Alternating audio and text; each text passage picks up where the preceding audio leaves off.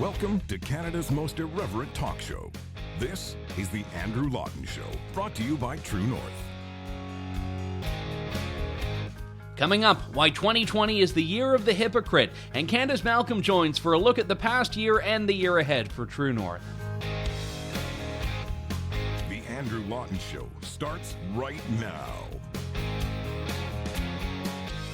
Welcome, everyone, to the final episode of the Andrew Lawton Show for 2020. I know most of us, and I certainly include myself in that category, are looking forward to once and for all turning the page on this year. But regardless, I hope you have had as best a year as is possible given the circumstances. We know that certainly the political elites telling us not to live our lives are having a good time, which is why I wanted to devote this show to doing a bit of a roundup of sorts to all of the people who have not been following their own guidance, advice, and directives in the last year, all of which has, of course, come to a bit of a boiling point even in the last few days, as the rules for thee and not for me crowd have decided to take their Christmas vacations while telling us that we have to carve the turkey on Zoom, and you might as well not even have a turkey because it's just going to be you and someone else instead of anyone else in your family gathering together for Christmas.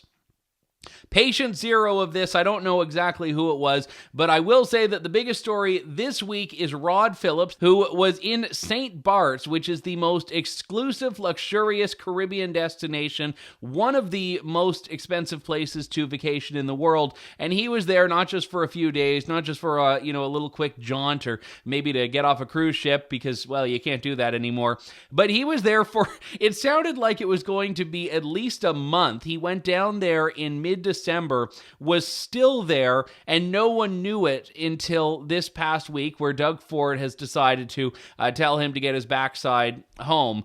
So he resigned. And you know what? I don't actually think it's all that unsurprising. How do you come back from that? How do you have any credibility when you set out that the rules are only for other people, not for you? They're for the little people. They're not for you. You're Rod Phillips. You can do what you want. And that was the thing. And when he came back to Pearson Airport and he did a little impromptu press conference, it sounded like he genuinely didn't know. Someone had asked him if he was going to resign, and he's like, well, it's up to Doug Ford, and I'm just, there's a lot of work to do. And then not long later, he had in fact resigned. So I think in this case, we can very much read between the lines and say he was fired. So Doug Ford has taken it seriously. Again, my approach to this is not to penalize people for going on vacations, but to say to anyone, hey, listen, do what you want, live your life, do it safely, follow the rules, but that's not what's happening. We're going more and more towards the other direction.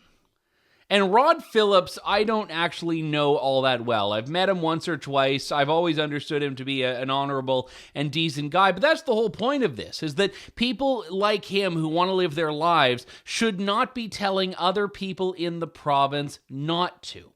And this is the issue, and I want to stake right out of the gate here. I am not anti-travel. I'm not one of these people saying, well, it's irresponsible, how dare you go? Because in fairness, even if you are completely concerned about what's happening with COVID-19 in Ontario and in Canada, if you look at the numbers, a lot of these places, these vacation destinations, are actually safer than Ontario. I mean, if you're living your life in Ontario or in Quebec or somewhere else, you're going to be around a lot more people than if you decide you're going to camp out on a beach for a month in some nice sunny destination. So in that sense, I'm totally pro-travel. My concern is with the hypocrisy, with telling people you should not be traveling and then yourself getting on a plane, going down, and only coming back when you get caught.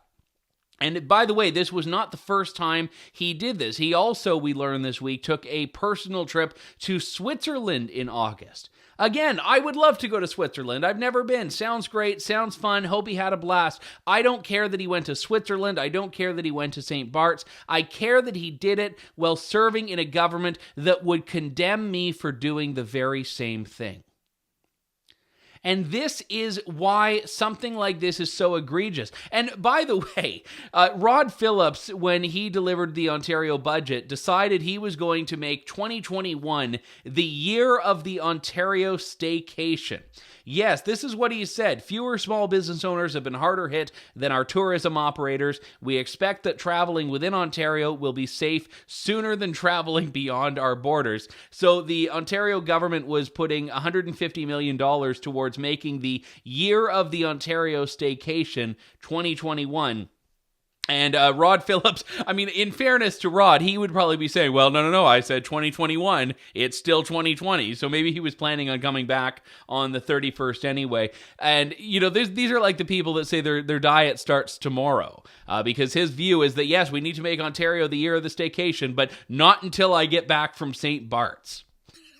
I mean, you can't even write this script. You can't even, well, maybe you can write this script because The Simpsons did. And now for an emergency announcement from the mayor. People of Springfield, because of the epidemic, I have canceled my vacation to the Bahamas. I shall not leave the city. Hey, you! Get that steel drum out of the mayor's office.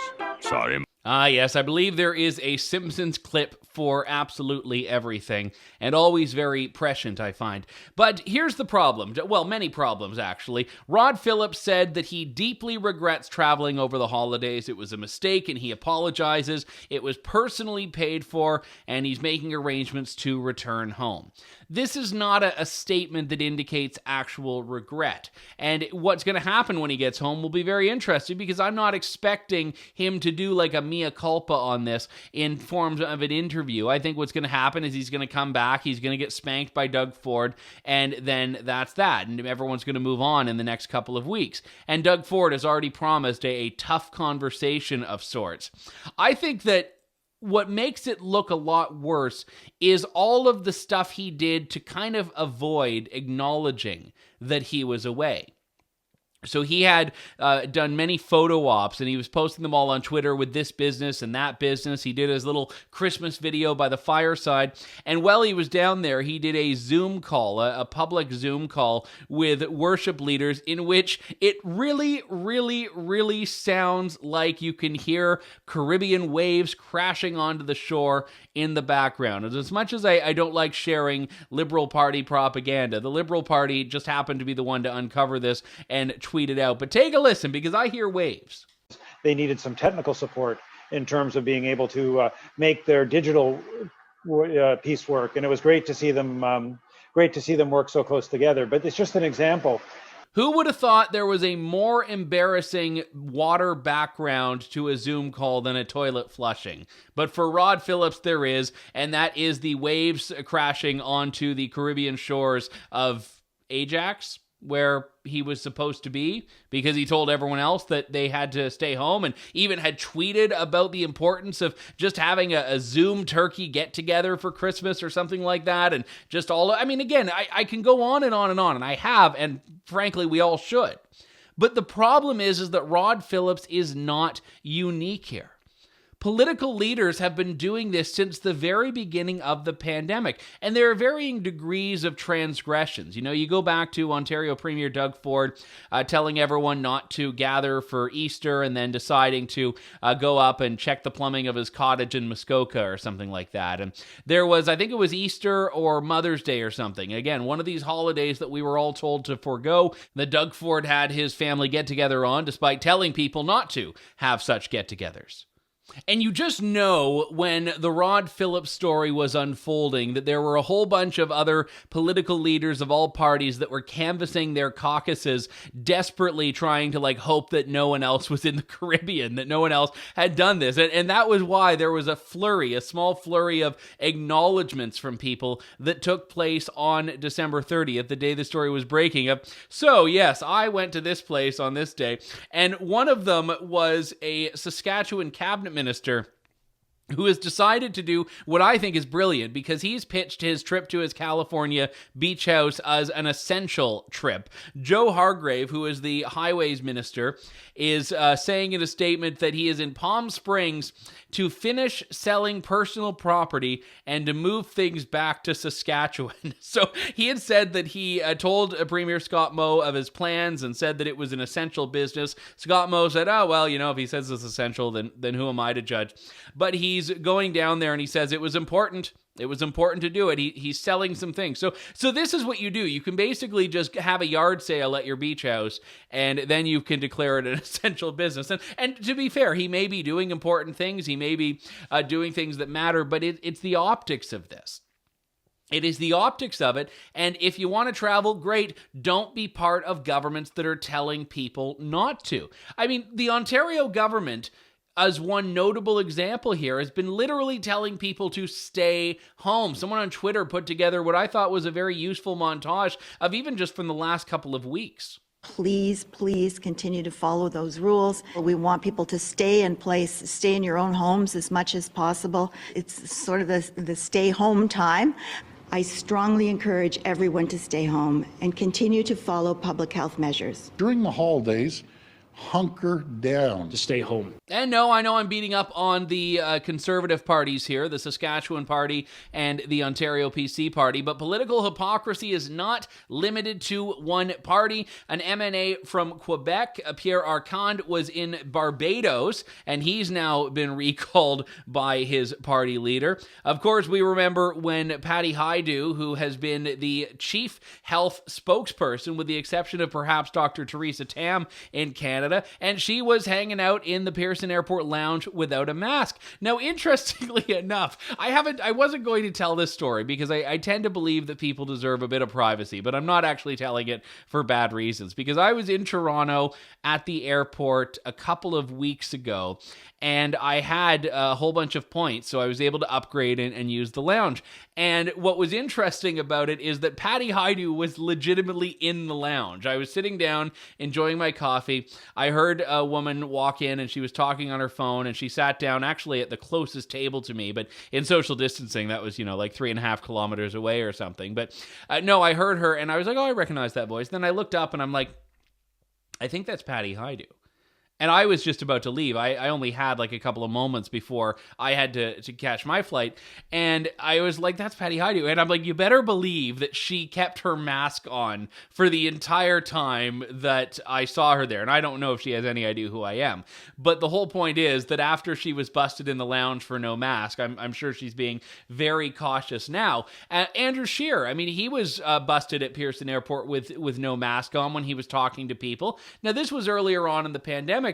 But the thing was, the level of attention that the media has given conservatives compared to anyone on the left is very notable. And I would say that the reason we should be doing it the other way around, if we're going to be imbalanced about it, is because the Liberals are the ones that tend to be the biggest nannies about this. Or, some of the Conservatives aren't doing much better now, a la Ontario.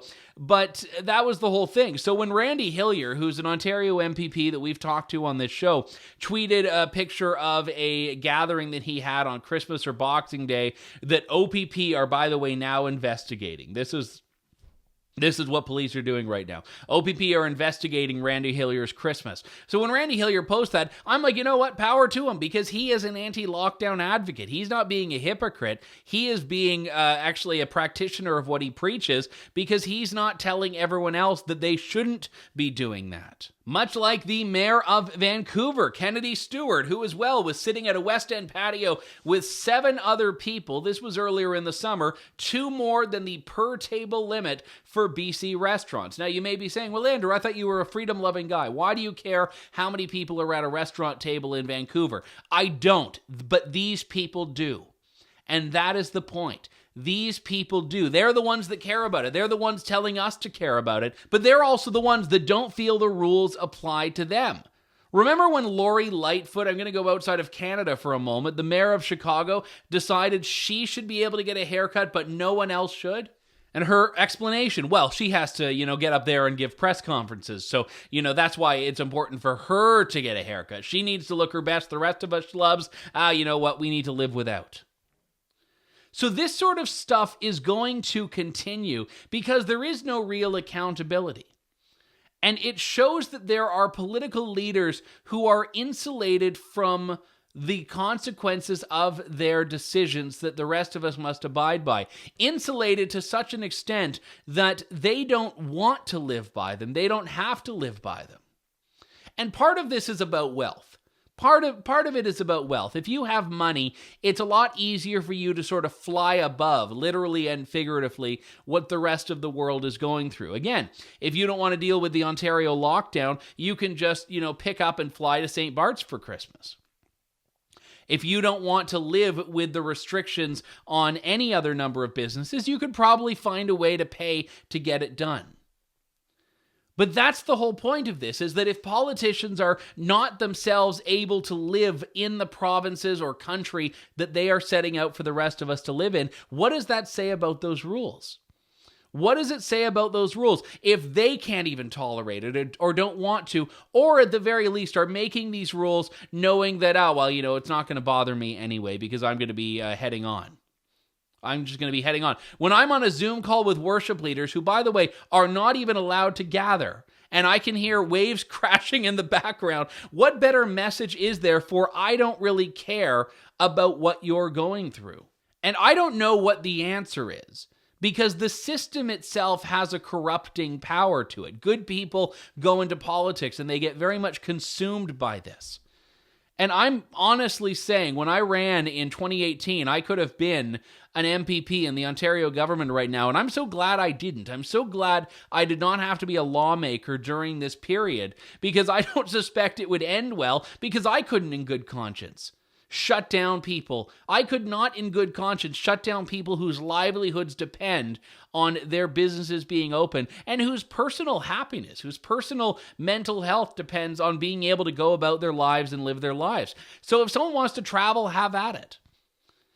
What I would hope people take away from this episode is that, hey, if the finance minister, if the highways minister in Saskatchewan, if Quebec MNAs, if MPs are all finding that there's a safe and enjoyable way to live your life that involves travel, that involves, maybe not always being masked in public, that involves having a few people on a patio, if that's what they believe, then great, let's just eliminate all the restrictions.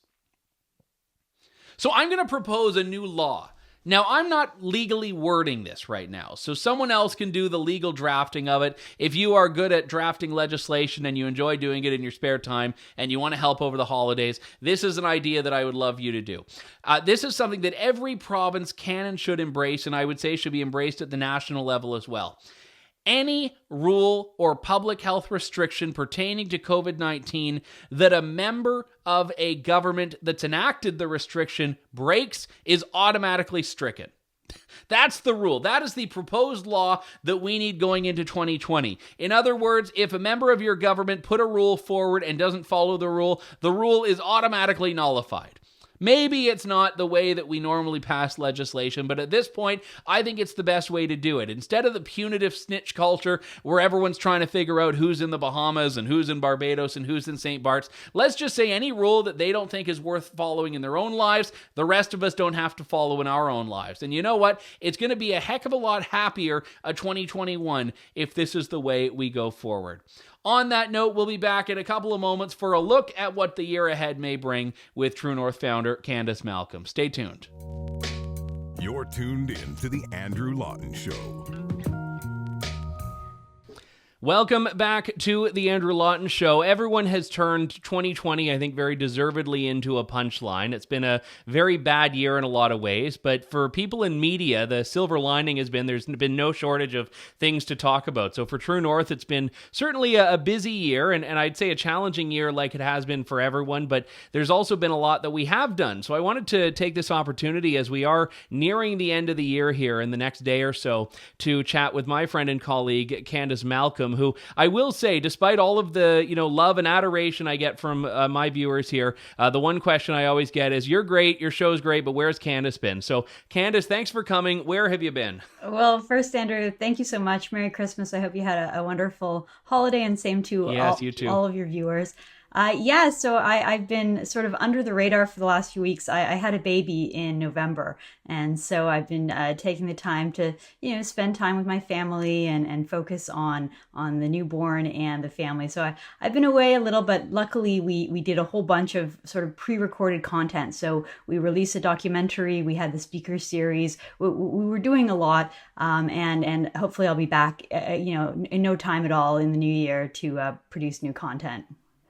Well, I know everyone is very happy for you. I know certainly everyone on the True North team, myself included, is very much. But let's talk about how this year has been, because I remember at the very beginning of the pandemic when no one knew what was going on. We were seeing these terrible stories coming out of China and then Iran and then Italy. And you and I think with the whole team really said, okay, we need to be on the front lines of this. We know the mainstream media often gets things wrong.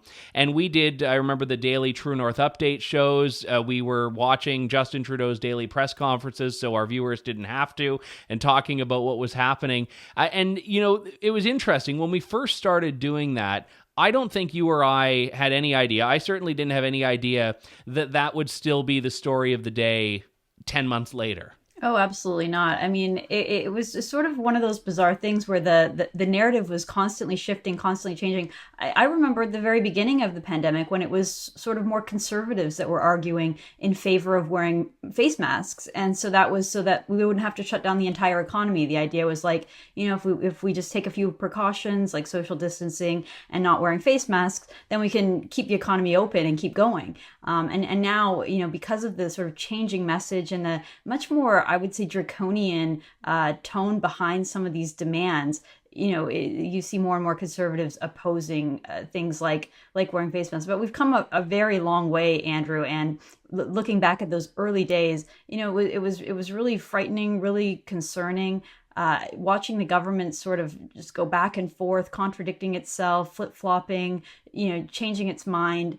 It was sort of like a bizarro world, the idea which we lived through again during the U.S. federal election, where you had a liberal like Joe Biden saying that he would have done better than Trump did in shutting down the economy faster. Well, it doesn't take too much of a memory to look back and think, hey, it was January when Trump shut flights down from China. Trudeau refused to do that.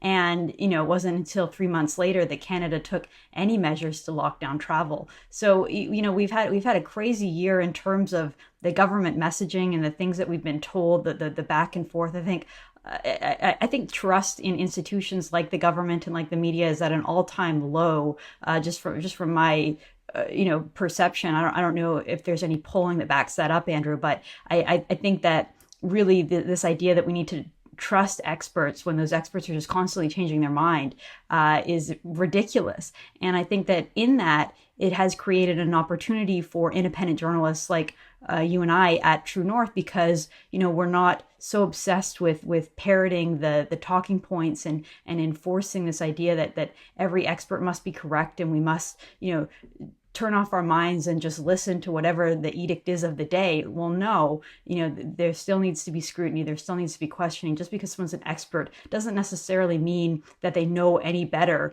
when it comes to, a mysterious virus from China. And I think a lot of people are just completely fed up and sick of these orders that we're getting without necessarily the evidence and the data backing it up.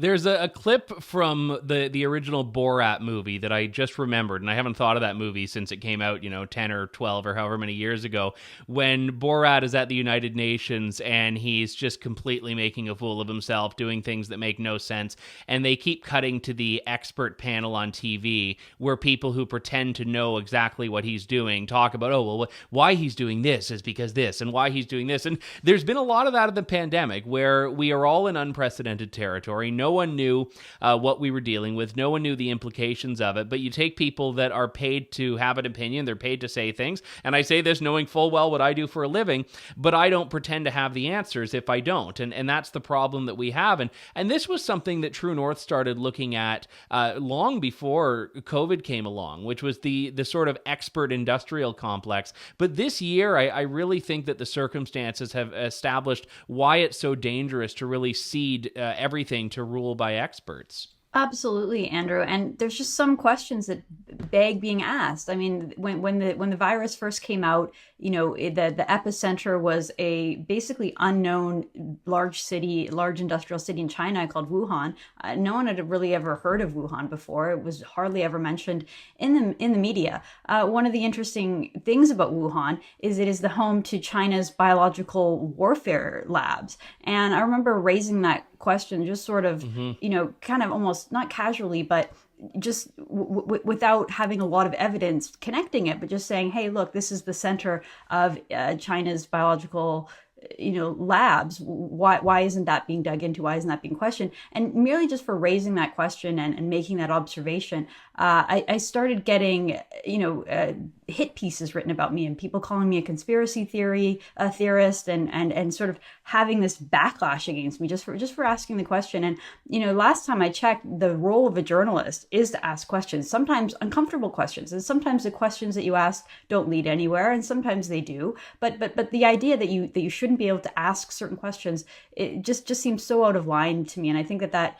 again, really it has been center in this entire COVID pandemic, all the government lockdowns, is that, we're not really supposed to question the orders that are coming down. And yet, Andrew, as you know, sometimes they just make such little sense. And when you have so much on the line, a small business owner, a restaurant owner, anybody who earns their living by going out into the world, and government's taking that livelihood away from them, it's incredibly serious, and it deserves pushback and scrutiny. I think to me, one of the most disappointing things that's happened this year, and Justin Trudeau's been awful, but we expect that at this point.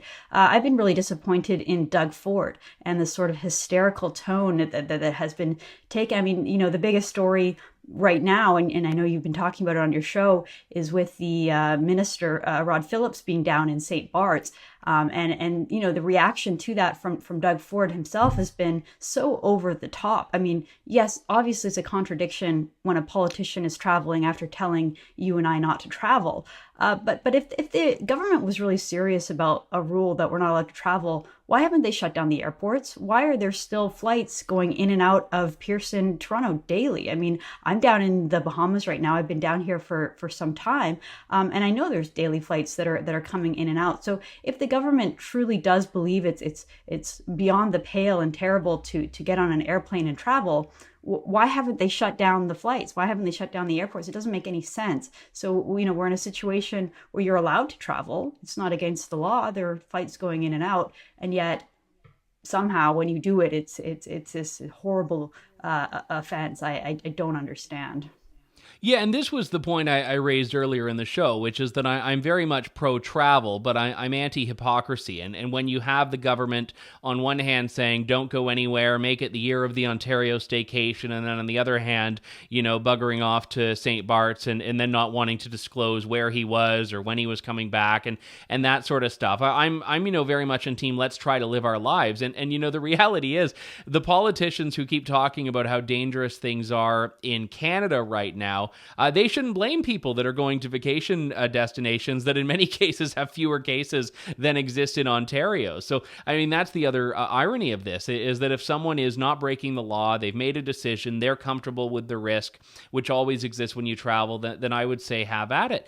But this year, you are bang on that we are not supposed to ask the questions this year, whether it was Patty Hajdu telling people that they were feeding conspiracies if they asked about China's numbers, people calling you a conspiracy theorists for talking about, or asking about rather, the biology lab, and even with politicians' conduct. This idea that politicians have put forward is that we're all supposed to be a united front, which sure may well be true, but that doesn't mean that you have to accept without scrutiny and without skepticism guidance from people that have demonstrably been getting it wrong. Well, and Patty Hajdu is another example of someone who also was traveling all over the place. True North broke a story of how and many the media flights. outrage nowhere nearly as strong as it was on her. Right, and same with when she was caught in an airport not wearing a mask. Well, supposedly there was a bag somewhere that was full of food, and so she was exempt from that rule. But when it was happening to Andrew Scheer, there was no such exemption. And look, yeah, for my case, one of the reasons that we decided to come down to the Bahamas was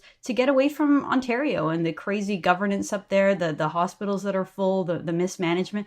Like I said, I had a baby, and my experiences going to the doctor's offices and the hospitals in Toronto were pretty outrageous, just given how slow everything was, how much they made you wait, how long everything took, how kind of quickly they'd rush you in and out of services.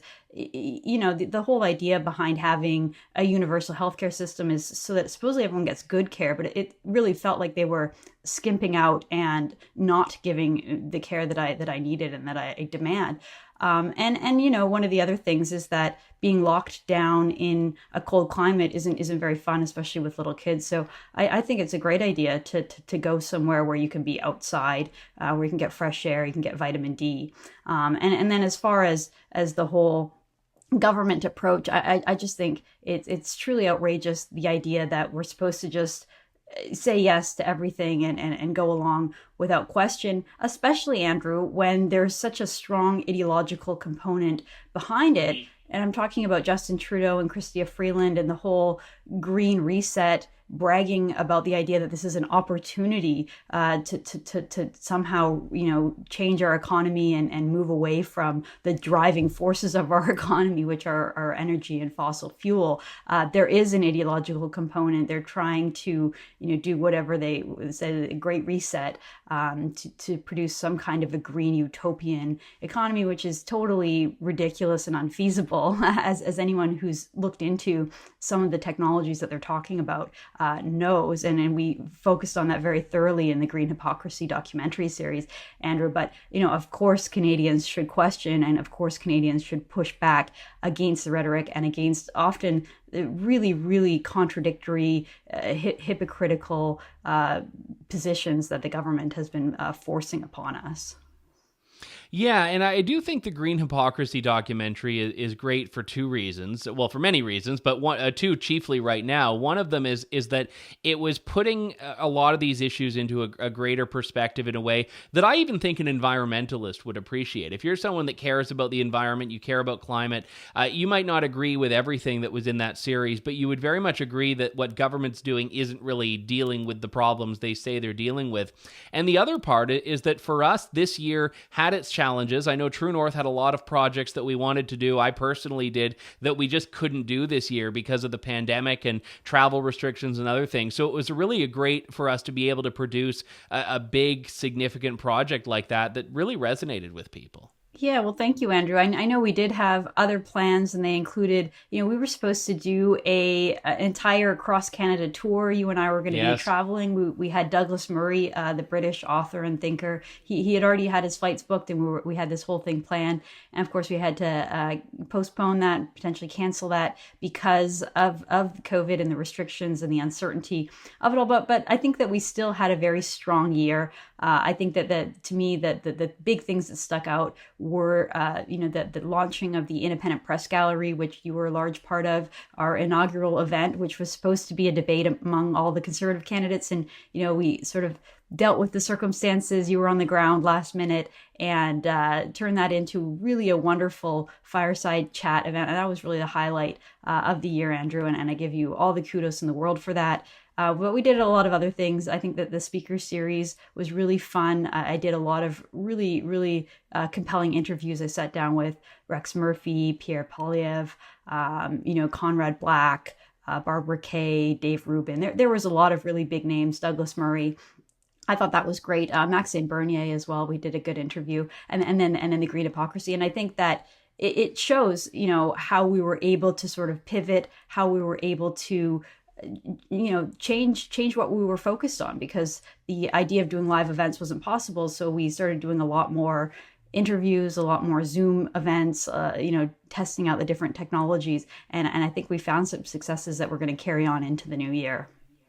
Yeah, very much so. And I appreciate the kind words about the fireside chat. I don't know if I would relive that day again, but it was still, in the end, one that we can be very happy and very proud of. And even in general, the conservative leadership race, I think, is a point of pride, because so often these things are covered through the mainstream media's lens, and really in mainstream media terms and context. And for us to actually provide a conservative, small c conservative approach to the issues at stake in the leadership was something that was just completely absent from that race. And I mean, you and I have joked about it in the past, that live stream that we did of the results show that was supposed to be, I think it was, supposed to be 45 minutes and ended up being over 8 hours. Again, another day that I wouldn't relive, but we can still be proud of. So there was a lot of room for the perspective that we bring and the analysis that we bring.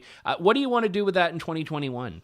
Well, I think that we're going to build off the successes that we've had. You give a great example with the leadership race. I think a lot of Canadians just discovered True North and realized, oh, wow, I don't have to watch the party that I vote for, the party that I care about, through the lens of the CBC, where they demonize everything and they make it seem controversial just to hold very basic conservative values or Christian values or family values. So we provided that alternative. And again, just growing off of that, I know we have a lot more sort of hard-hitting interviews, other documentary series. We're looking to expand. We've still got our investigative journalism team. We're digging out new stories, putting pressure on politicians in Ottawa in ways that the mainstream media just doesn't. The Parliamentary Press Gallery, we're sort of challenging them. I mean, the idea that they have complete reign over Ottawa and that no one else has any right to ask questions. We're challenging that, not just through True North, but also through the Independent Press Gallery. The idea that journalists can get accredited without being part of that establishment media, that sort of dying breed of big corporations running these media companies. I think we saw a bit of a preview, Andrew, of what's possible during the U.S. election, where big high-paid journalists on CNN didn't have the influence that they used to. You saw the rise of a lot of independent journalists, a lot of independent outlets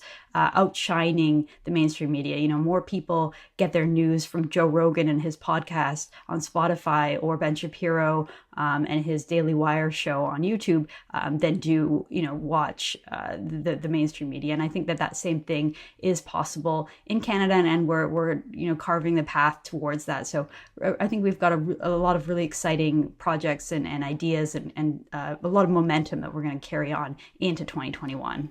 Yeah, very much so. And a lot of the things that I wanted to do in 2020, I haven't forgotten about. We just had to move them back. So maybe I'll have twice as much on my plate this year. Who knows? But you know what? It's all fun stuff, and I love doing it. And I'm so grateful still that you founded True North and continue to see this organization through all of the different turns and pitfalls and highs and lows of 2020 and beyond. So Candice, thank you very much. Congratulations again on the lovely new baby. And thank you for coming on and giving us an update on what's happening for you and for the organization. Well, thank you so much. I think family is just so important, and I'm enjoying every moment of staying home with my baby and focusing on that right now. But I haven't forgotten about True North, Andrew, and I just want to quickly say to the viewers, it was a really uncertain year. There was really a lot of people losing their job, losing their livelihood, and we didn't really know what was going to happen with True North. We paused all of our donation attempts. We stopped fundraising because we just didn't feel right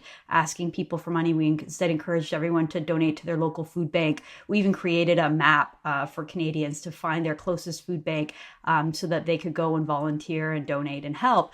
And I was just sort of floored. Once the economy sort of started to open back up again in the summer, we started doing our donation pitches again. And I was just floored by the support and generosity of our viewers, of our fans out there, because really they're the ones that keep us going, Andrew. And it was like they appreciated what we were doing more than ever. And we actually saw increases in the amount of money that we were making, which helped us, hire new journalists and do new projects. So I really just want to say thank you so much to everyone watching, everyone who supports our work and helps keep independent journalists and journalism alive in Canada. It's so needed. It's so important. And again, we've got a lot more in store for the new year. And Andrew, I know, when I'm away, you're doing a lot more. You're covering a lot of the editing and the overseeing the team and the work and everything. So thank you so much for the work that you do. You're really, really a core part of Truth. We would never have the success that we did without all your work. So thank you so much from the bottom of my heart for that. Well, thank you, and I certainly echo that gratitude to the viewers. Thanks very much, Candice, and Happy New Year to you and the family. Thank you. Thank you. And Happy New Year to all of you as well. The show, as I mentioned earlier, actually started in January of 2020, the show on this platform. What a year to start something, right? But truly, to have made it through a year wouldn't be possible without your support, financial, and your support by sharing it, and even just the messages of encouragement, and even the hate mail you all send me. It's all part of the same package, I guess. But I do really appreciate the support, and I know Candice and the whole team do as well. So with that, my thanks to all of you for tuning in today and over the past 12 months. We'll talk to you soon. Thank you, God bless, and Happy New Year, Canada. Thanks for listening to The Andrew Lawton Show. Support the program by donating to True North at www.tnc.news.